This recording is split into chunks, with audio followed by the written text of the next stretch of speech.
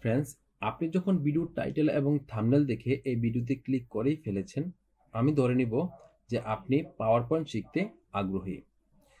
আমি বলবো আপনি সঠিক সময়ে সঠিক সিদ্ধান্তটি নিতে পেরেছেন।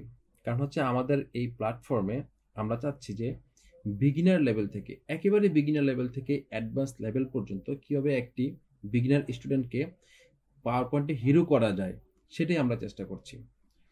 আমাদের ভিডিওটি এমনভাবে সাজানো, স্টেপ বাই স্টেপ যদি কেউ ভিডিওগুলো কন্টিনিউ করতে থাকে, আপনি 1 থেকে 5টা ভিডিও দেখার পরেই কিন্তু আপনি নিজে অবজারভেশন করতে পারবেন যে আমি অনেক কিছু শিখতে পেরেছি।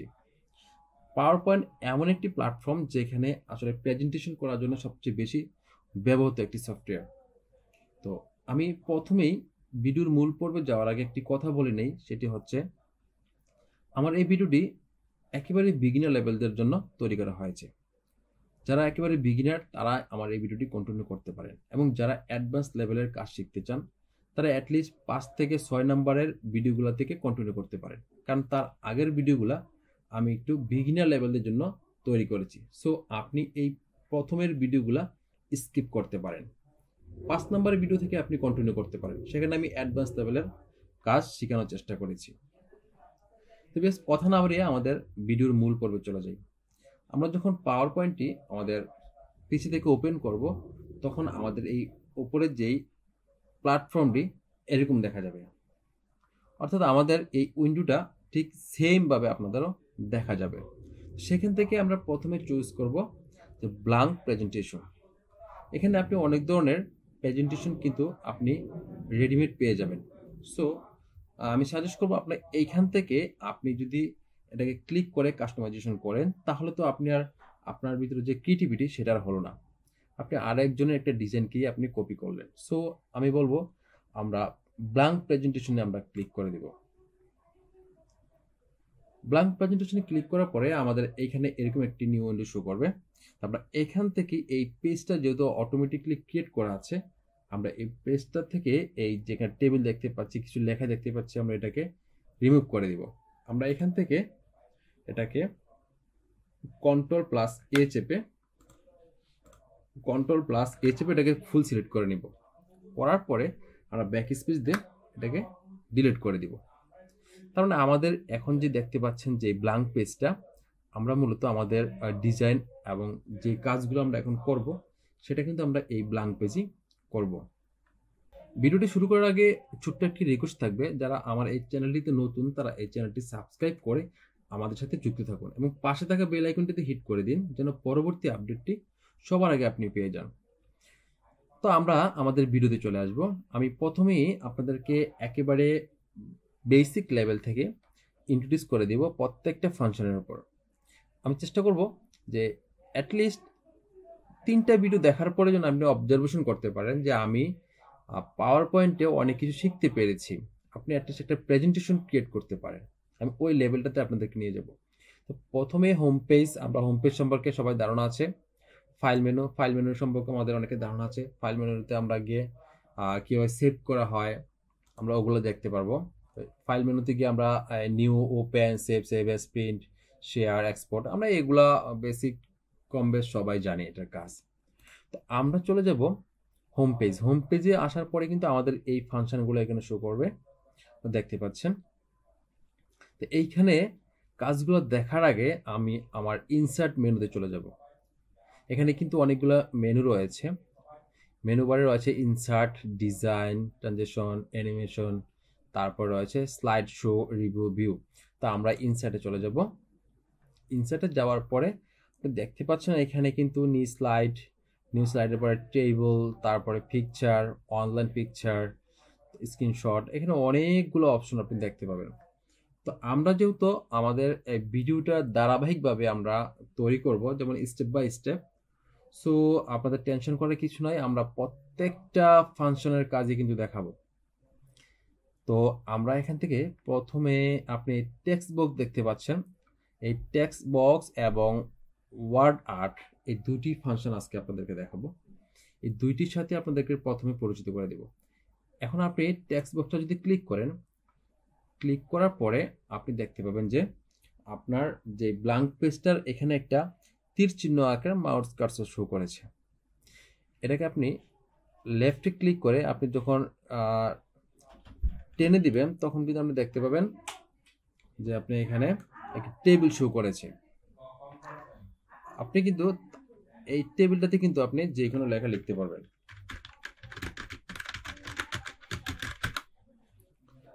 এটা আমরা এইভাবে করব না, এটা করা যায় তাই আমি এটা আপনাকে দেখালাম।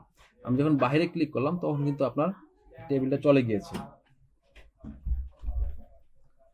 আমরা দেখাবো ইনসার্ট থেকে যে ওয়ার্ড আর্ট লেখা আছে আমরা এখানে ক্লিক করব, কারণ এখানকার এইটার সুবিধা হচ্ছে এখানে কিন্তু আপনি কাস্টমাইজেবল অনেকগুলা ওয়ার্ড পেয়ে যাবেন, অর্থাৎ অনেকগুলা ক্যারেক্টার পেয়ে যাবেন।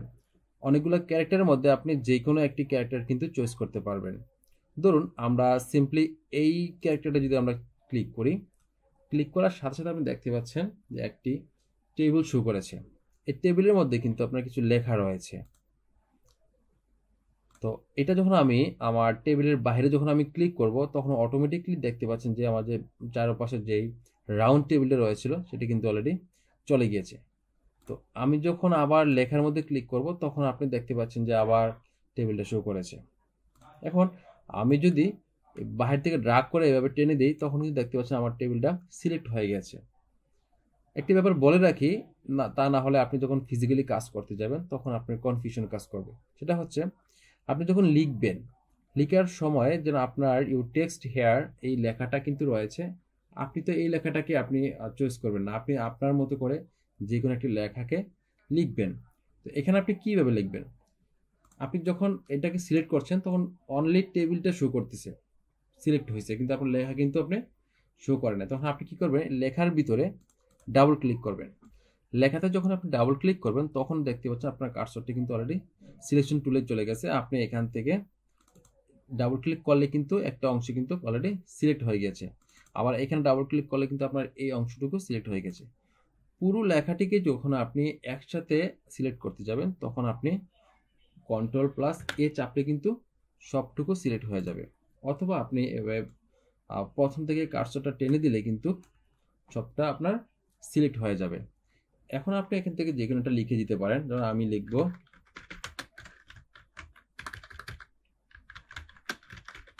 Green touch tag BD. তো গ্রিন টাচ ট্যাগ বিডি লেখার পরে আমাদের লেখাটা এরকম চলে আসলো। আমি এই লেখাটাকে কাস্টমাইজ করব। এখন আমি এটাকে Ctrl+A চেপে অল সিলেক্ট করে দিব। করার পরে এখানকার সুবিধা হচ্ছে আপনি দেখতে পাচ্ছেন এখানে কিন্তু অনেকগুলা টেক্সট অ্যানিমেশন রয়েছে। আপনি চাইলে কিন্তু যে কোনো একটা ক্যারেক্টারকে চয়েস করতে পারেন। যেমন ধরুন আমি যদি এইটাকে চয়েস করি তাহলে দেখতে পাচ্ছেন আমার লেখার ফন্টটি কীরকম হয়েছে। আপনি এখান থেকে যে কোনো একটা লেখাকে চয়েস করতে পারেন, সেটাই কিন্তু আপনার এখানে ইফেক্ট করবে। তাছাড়াও আপনি কিন্তু এইখানে এইভাবে ডাবল ক্লিক করে কিন্তু কিছু অংশ সিলেক্ট করে কিন্তু আপনি কালার চেঞ্জ করতে পারেন। আপনি যখন এটাতে নেবেন এটাও কিন্তু হয়ে যাচ্ছে, আপনি আরও কালার যদি দিতে চান এটা হয়ে যাচ্ছে। আপনি যদি অল সিলেক্ট করে নেন তাহলে আরও সুবিধা হবে, যেন আপনি এখান থেকে যে কোনো একটি কালারকে চয়েস করতে পারেন। এই কালারটি দেওয়ার পরে আপনি দেখতে পাচ্ছেন যে এখানে ফ্রন্ট সাইডে কিন্তু ব্ল্যাক, তারপরে কিন্তু একটি গ্রিন টাইপের ব্লু টাইপের একটি শ্যাডো রয়েছে। তো এইভাবে কিন্তু আপনি এগুলো কাস্টমাইজেবল করতে পারবেন। তো তারপরে আমরা এই লেখাটিকে অ্যারেঞ্জ করতে পারবো, অর্থাৎ অ্যালাইনমেন্ট করতে পারবো। কখনো কখনো আমাদের লেখাটিকে প্রয়োজন হবে ডানে বামে বা কোথাও যেরকম এরকম অনেক জায়গায় প্রয়োজন হতে পারে আমাদের লেখাটিকে মুভ করতে হবে। সেক্ষেত্রে আমরা এই লেখাটিকে সিলেক্ট করে নিব, তারপর আমরা এই অ্যারেঞ্জ অপশনটিতে ক্লিক করে দিব। অ্যারেঞ্জ অপশনে যাওয়ার পরে আপনি দেখতে পাচ্ছেন এখানে কিন্তু অ্যালাইন নামে একটা অপশন রয়েছে। আমরা যখন অ্যালাইন অপশনে মাউসটা রাখবো, কার্সরটি রাখার পরে আপনি দেখতে পাচ্ছেন অনেকগুলো অপশন শুরু করেছে। এখান থেকে যদি অ্যালাইন লেফট আমরা ক্লিক করি, লেফটে চলে যাবে। তারপরে এখান থেকে আবার অ্যালাইনে যাব, অ্যালাইন সেন্টারে যদি ক্লিক করি সেন্টারে চলে আসবে। তারপর আমরা অ্যালাইন থেকে যদি আবারও অ্যালাইন রাইটে ক্লিক করি রাইটে চলে আসবে। সো আপনারা এই ফাংশনগুলো বাসায় নিজে নিজে চেষ্টা করবেন। তো প্রত্যেকটা ফাংশন দেখানোর চেষ্টা করব, আপনারা ডিপ লেভেলগুলো আপনারা বাসায় নিজে নিজে চেষ্টা করবেন। তারপরে আমরা যখন এটাকে অ্যালাইনমেন্ট শিখলাম, তারপরে আমাদের কাজ হচ্ছে এটিকে আমরা বিভিন্ন কালারে কনভার্ট করব। তো আমরা এটিকে সিলেক্ট করে নেব, অর্থাৎ আমরা চাইলে কিন্তু আপনার ডাবল ক্লিক করে এই অংশটিকে সিলেক্ট করতে পারি। পরে আমরা এখানে দেখতে পাচ্ছেন ক্লিক করার পরে বিভিন্ন কালার এখানে শো করবে। যদি রেডে ক্লিক করি রেড কালার হয়ে যাবে, তারপরে এই অংশটিকে ডাবল ক্লিক করে সিলেক্ট করব। তারপরে এখান থেকে আপনি যে কোনো একটি কালার দিতে পারেন, যেমন আমি ব্লু কালারটিকে সিলেক্ট করব, ব্লু হয়ে যাবে। এই অংশটিকে যদি আমি সিলেক্ট করে একটা কালার দিয়ে দিই, যে কোনো একটি কালার, যেমন আমি এই কালারটিকে চুজ করব। তো দেখতে পাচ্ছেন আমার এখানে কিন্তু প্রত্যেকটা লেখা কিন্তু বিভিন্ন কালার হয়ে গেছে, দেখতে খুবই অসাধারণ লাগছে। আপনি চাইলে কিন্তু এটি আরও কাজ করতে পারবেন, যেমন আপনি এটাকে অল সিলেক্ট করে নেবেন, নেওয়ার পরে কিন্তু আপনি এখান থেকে সাইজও চেঞ্জ করতে পারবেন। দেখতে পাচ্ছেন এখান থেকে যদি আপনি ক্লিক করেন অনেকগুলো সাইজ দেখতে পাচ্ছেন, 96 পর্যন্ত আপনি এটাকে মুভ করতে পারবেন। এবং এর পাশাপাশি আপনি দেখতে পাচ্ছেন ফন্টও চেঞ্জ করতে পারেন। এখানে যদি ক্লিক করেন, এখানে দেখতে পাচ্ছেন অসংখ্য ফন্ট রয়েছে, যে ফন্টগুলো আপনি ইউজ করে আরও সুন্দর একটি ডিজাইন তৈরি করতে পারেন। তো সবচেয়ে খেয়াল রাখার বিষয় হচ্ছে যে আপনি এমন ফন্ট ইউজ করবেন না যে ফন্টটি মিসিং হয়, অন্য কারোর কাছে যখন আপনি আপনার প্রেজেন্টেশনটি পাঠাবেন তার কাছে যদি ওই ফন্টটি না থাকে তখন কিন্তু আপনার এই লেখাটি কিন্তু ফেটে যাবে। সো চেষ্টা করবেন কমন ফন্ট ইউজ করার জন্য, অথবা ইউনিক টাইপের কিছু ফন্ট রয়েছে আপনার গুগল থেকে সেগুলো কালেক্ট করে নেবেন, ডাউনলোড করে সেগুলো ইউজ করতে পারেন।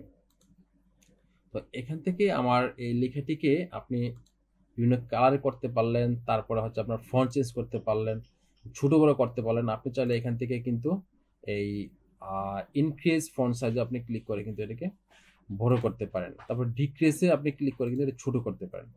তো আপনি অনেকগুলো মাল্টি ফাংশন কিন্তু আপনি ইউজ করতে পারেন এখানে। তো এই ফাংশনগুলার এক একটা ডিপ লেভেলে কাজ রয়েছে, আপনি এগুলাকে নিজে নিজে করার ট্রাই করুন। কারণ হচ্ছে এখানে আমি প্রত্যেকটা ফাংশন দেখানো হয়তো বা পসিবল হবে না, কারণ অনেক সময়ের ব্যাপার। তারপরও আমি চেষ্টা করব এর প্রত্যেকটা ফাংশন সম্পর্কে আপনার ধারণা দেওয়ার। শিখতে হলে আপনাকে চেষ্টা করতে হবে। সো অবসর সময় যেহেতু আপনার শেখার ইচ্ছা রয়েছে, আমি ধরে নিলাম আপনি শিখতে চাচ্ছেন, আপনি অ্যাটলিস্ট প্রত্যেকটা ভিডিও এনরোল করুন, প্রত্যেকটা ভিডিও কন্টিনিউ করুন। আপনি আমি কথা দিচ্ছি আপনাকে প্রেজেন্টেশন আর পাওয়ার পয়েন্টে হিরো করে ছাড়বো। তো সো আজকের ভিডিওটি আমরা এই পর্যন্তই রাখছি, কারণ হচ্ছে ভিডিওটি অনেক লং হয়ে গিয়েছে। আর বাকি ফাংশনগুলো আমরা পরবর্তী ভিডিওতে স্টেপ বাই স্টেপ দেখার চেষ্টা করব। তো আজকে এই পর্যন্তই, সবাই ভালো থাকবেন, আল্লাহ হাফেজ। এবং পরবর্তী ভিডিওটি দেখার জন্য রিকোয়েস্ট রইল।